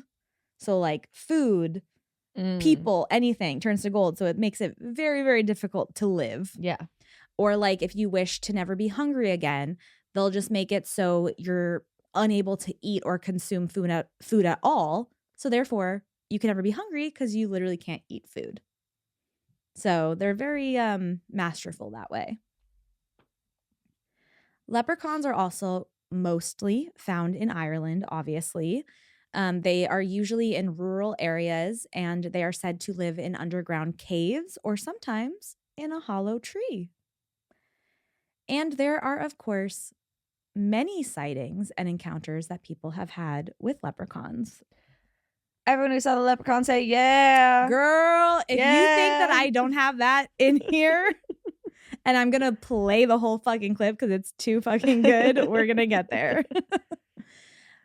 But one of the most common told stories is of a man who captured a leprechaun in his garden. The leprechaun, who had to be honest, obviously, told the man that his gold was buried under a specific bush in the garden. Okay. So the man tied a red handkerchief to the bush because he was like, okay, I got to remember exactly which bush this is. Tied the red handkerchief, and he's like, I'm going to run back to my house really quick to get a shovel so I can dig under the bush. Don't take your eyes off that bitch. You can't. You see, you already know. No, I know. I know. That's that 'Cause 78%. Yeah. You are a leprechaun. It's in my blood, baby. So he goes in the house to get his shovel, and when he comes back outside to go find the bush, the leprechaun had tied identical red handkerchiefs to hundreds of bushes. And he was like, good luck, motherfucker, figuring out which bush it is. In 1908, a newspaper in North Westmeath, Ireland, posted an article titled, "A Strange Westmeath Report." The article stated that a strange creature was spotted by several people, mostly school children. So they described the little creature as resembling a man of dwarfish proportions, clad in a red jacket and suiting the traditional description of a leprechaun. Okay. The most peculiar thing about the matter is that it is stated that as soon as one of the school children called the attention of a comrade to the creature, the informant ceased to see it, whilst the informed could clearly observe it. So the kid that was like seeing it was like, hey, dude, look at this fucking leprechaun. Yeah. And then the second he pointed it out, the leprechaun disappeared to him, but then appeared to the other kid. Okay. Like passed it along. Yeah. Well, just another example of how they're playing pranks. Yeah. Many are inclined to regard the creature as a monkey escaped from the care of some traveling organ grinder. And if it Why not? I don't know. This is fucking 1908. And if it can be observed at close quarters, it may prove to one such. However, the more fanciful are inclined to invest it with a far more mysterious and uncanny character. And to me, I'm like, man, I wish the fucking news were more like that today. Like, if we could only not be dealing with all the shit that we deal with on a day-to-day in this world, and this was constantly in the news, I would be much happier. Yeah, if rich people didn't exist, like in any capacity, right, and we all just could like chill and do our little dumb little jobs and drink our dumb little coffees and make dumb little coffees for people and all that stuff, and like draw our little dumb mushroom men. Why did I know you were gonna say mushroom man? Because that's what I like to draw. And if we could do all of that and not have to deal with like AI trying to murder us, right, and the government trying to murder us, and just like the world burning, and like trying to try and destroy like the ecosystems, whatever. We could just be into like we could just get really deep into fucking leprechauns, Dude, guys. for real. Wouldn't Like that be that's what I better? want. That's what I want to bring that back to this world. And Wouldn't that be better? I wish so badly for a world where leprechaun sightings are in the news and not everything we've been dealing with. Yeah, I agree. You know what I mean? There are a lot of Bigfoot sightings in the news right now. I do like that. Yeah. That is actually helpful. So that's helping. Yeah, a little. it is helping. It's saving the little amount of sanity I have left. Yeah. Yeah. Yeah. So it is believed that there are still leprechauns living in Ireland to this day.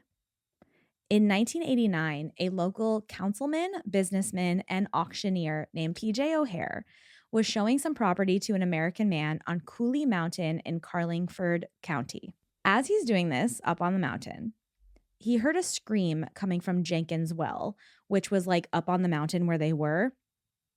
And this was known to be like a local wishing well, which like, bring that back. Bring that here, Yes. please. I need that. So cute. And when he goes over to the well to investigate, he found a tiny leprechaun suit with 4 gold coins in its pocket. And next to the suit were the bones Oh. of the leprechaun. Whoa. What happened to him? And the grass where they were found was like burnt, almost like what you see after a UFO sighting or something. Like it was like scorched earth. Okay. Interesting. So he hears a scream, runs over, scorched earth, burnt ass leprechaun. bones, suit, gold coins. What did that guy do wrong? I don't know, but that's some fucking evidence. So PJ takes his findings and he goes and he shows them to his friend Kevin Woods.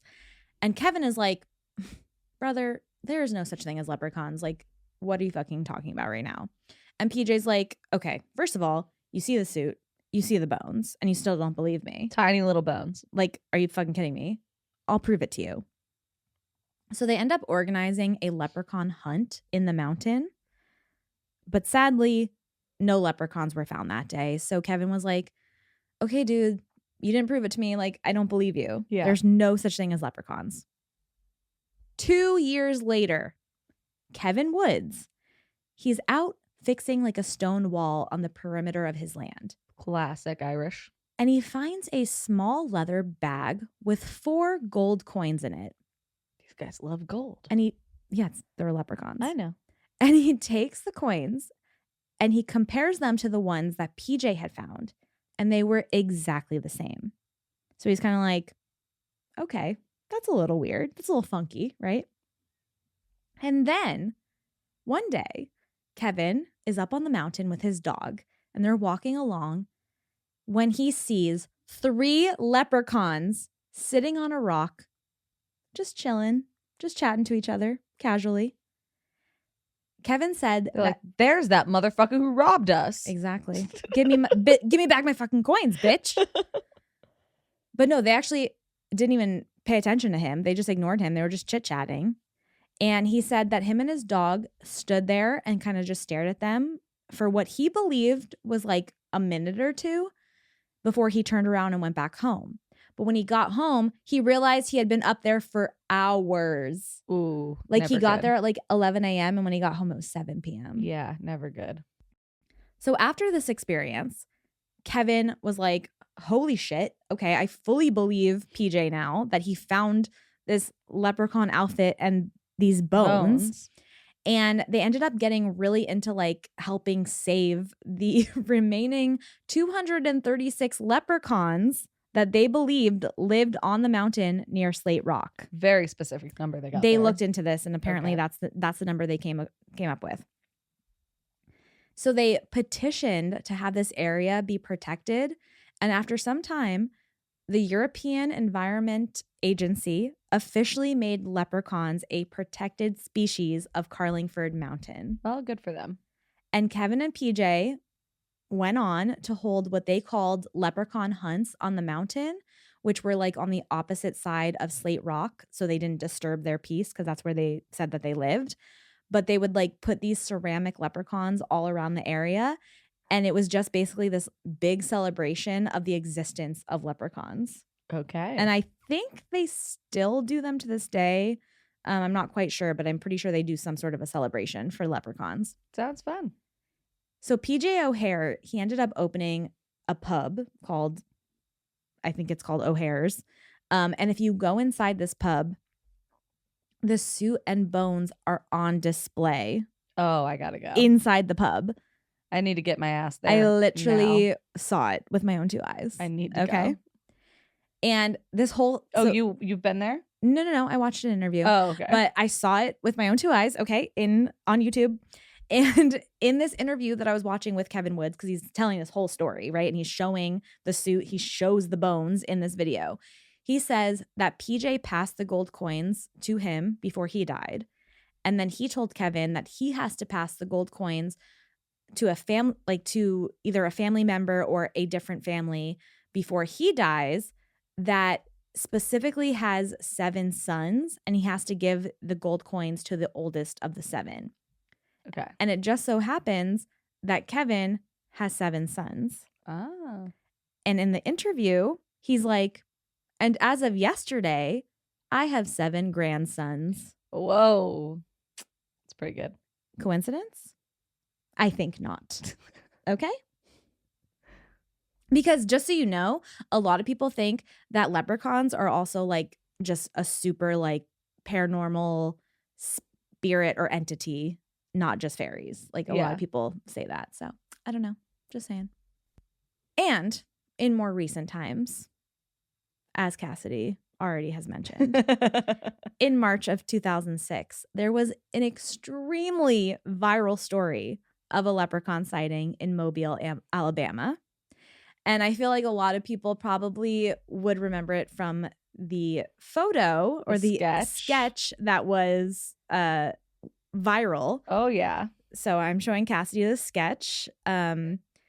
It's very much just how would you even describe this? It looks like a 6-year-old made it. Right. It's just like a face that is 2 dots and a circle nose, and then a top hat with like a buckle. With a buckle, which on I feel it, like is giving leprechaun. Yeah, of course. I mean, it's giving leprechaun for sure. Absolutely. But it is the most absurd thing you've ever seen in your life, and they showed it on the news. Dude, this news video is so good. Everyone who saw the leprechaun say, yeah. So people of this neighborhood were basically convinced that there was a leprechaun running around at night and like sitting up in trees, and multiple people claimed to see him. And everyone was talking about it to the point where it ended up getting reported on the news. And there was a clip from NBC 15 News, WPMI, that went absolutely viral all over the internet in 2006. And I just think we should watch it together. Let's do it. And everyone can watch it with us. St. Patrick's Day, crowds are coming by the dozens to get an up-close view at what some say is a piece of Irish folklore. Some people in the Crichton area of Mobile say a leprechaun is taking up residence in their neighborhood. A leprechaun. NBC 15's Brian Johnson has more. The way he goes, a leprechaun. Curiosity leads to large crowds in Mobile's Crichton community. Many of you bring binoculars, camcorders, even camera phones to take pictures. To me, it look like a leprechaun to me. All I gotta do is look up in the tree. Who else seen the leprechaun say yeah? Eyewitnesses say the leprechaun only comes out at night. If you shine a light in its direction, it suddenly disappears. This scavenger sketch resembles what many of you say the leprechaun looks like. Others find it hard to believe and have come up with their own theories and explanations for the image. My theory is it's casting a shadow from the other limb. Could be a crackhead that got hold to the wrong stuff. She's not wrong. And play a leprechaun. We're going to get down to the bottom of this. Yeah, it's still on there, guy. Don't be afraid. Don't be afraid, man.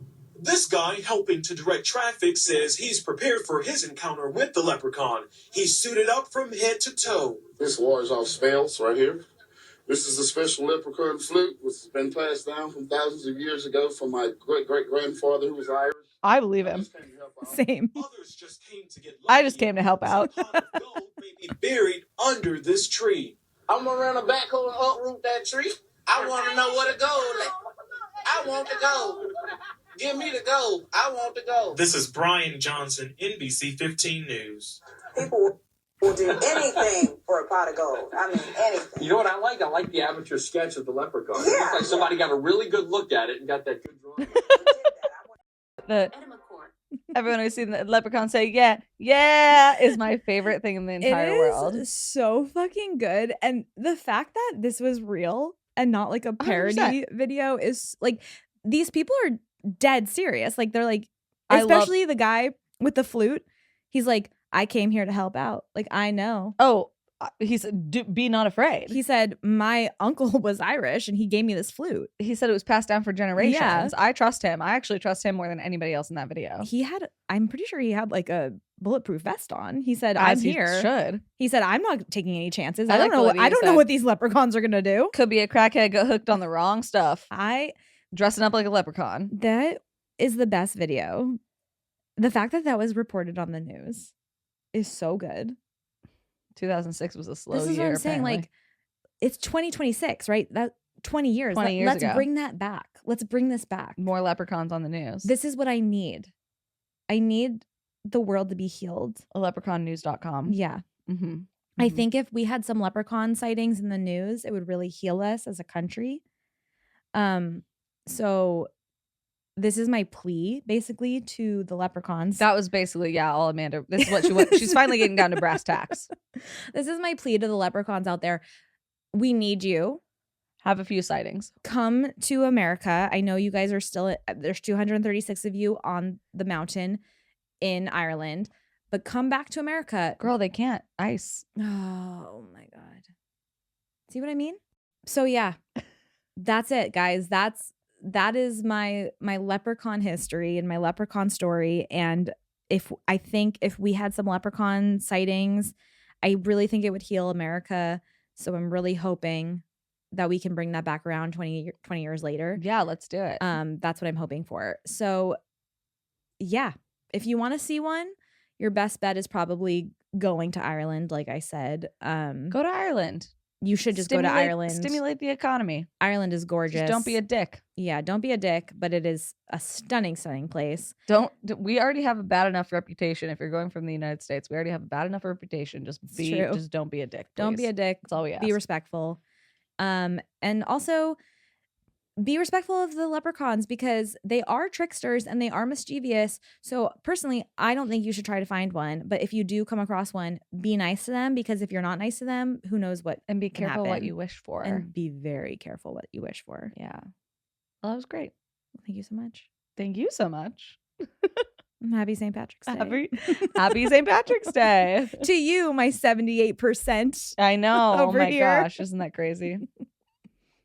Well, how about we finish this out with a listener story from Samantha. Hello, Samantha. Samantha. You're so beautiful to me. Okay. So Samantha says, hey, ladies, I think I have 2 stories for you. Ooh. One is about living in what I think is considered Appalachia. I don't know if there are strict zone lines or whatever, but enough creepy shit happened that I'm forced to think that it is. And probably one of the scariest things that have ever happened to me. The other is about my doppelganger. Oh, boy. Okay. Who has been around me for years now. 2 fantastic topics. Yes, 2 of my faves. Yeah. Okay, let's start with the doppelganger situation. Okay. So I'm pretty sure I'm haunted, but I don't know. Who knows? When I was in high school, I lived with my mom, grandparents, and my aunt. My mom, who was coming home from work one day, said that she saw me putting on makeup in the bathroom that she walked past to get to her room. She put her bags down, started talking to me, and then when she turned her back to me, quote unquote, Oh, no. she was asking how school was going and all of that, but I wasn't responding. So she raised her voice a little bit and was like, Sam, why are you ignoring me? I was in my bedroom on the other side of the house and I heard her. So me being an angsty teen, I yelled back, asking her what she was even talking about. She comes into my room and has the most confused look on her face and pretty much asks me how the fuck I got over here so fast. So when I told her I'd been literally rotting in my room, reminder, angsty teen, for the past 2 hours, she tells me that she just saw me in the bathroom getting ready in the exact same clothes that I was wearing. I was like, that's weird. Maybe it's just one of those ghosts just mimicking me for shits and giggles. And at this point, I had seen ghosts out the wazoo from living there. So a few years later, I'm a freshman in college in a town 4.5 hours away from where I grew up. My roommates at the time and I were really close and tried to do almost everything together. One day, I'm in the dorm doing homework, or more likely smoking a blunt. College, what can I say? Yep.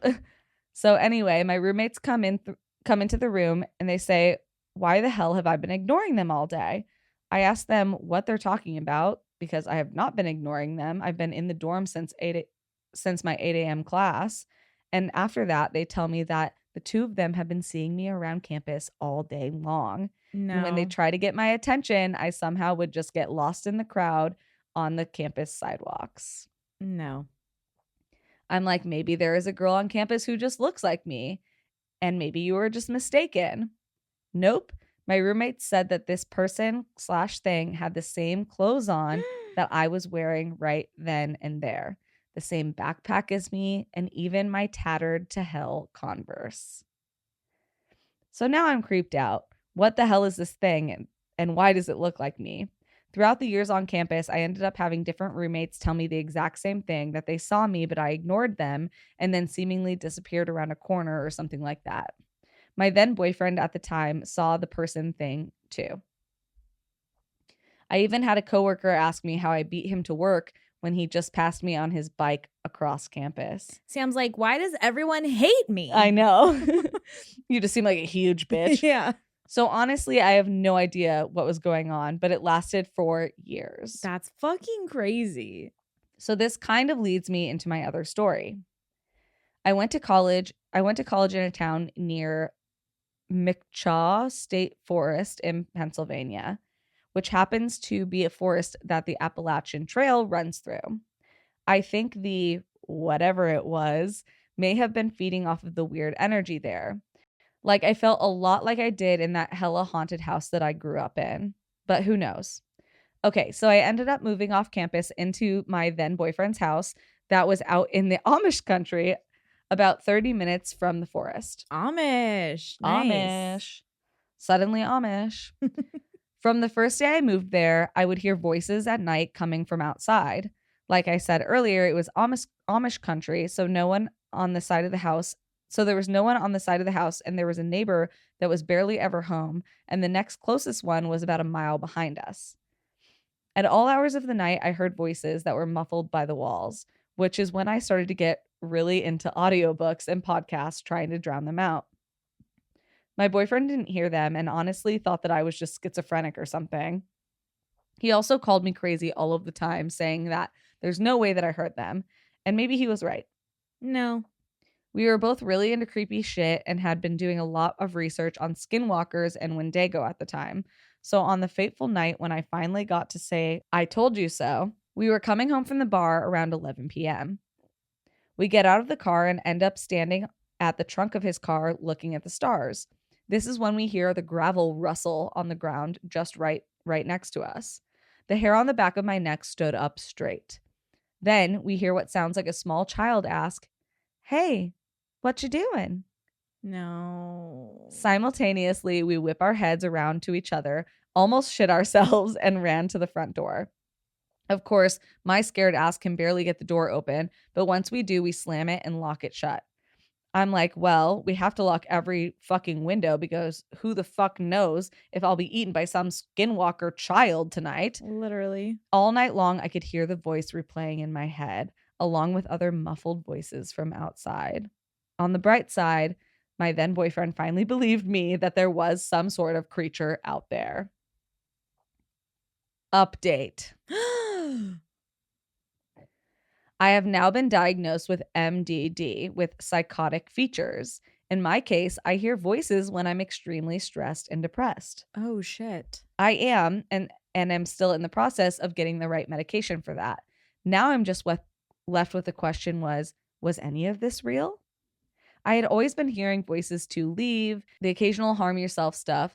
I did. Please don't do that. You are loved and deserve the most beautiful life, I promise. Then the more frequent get out.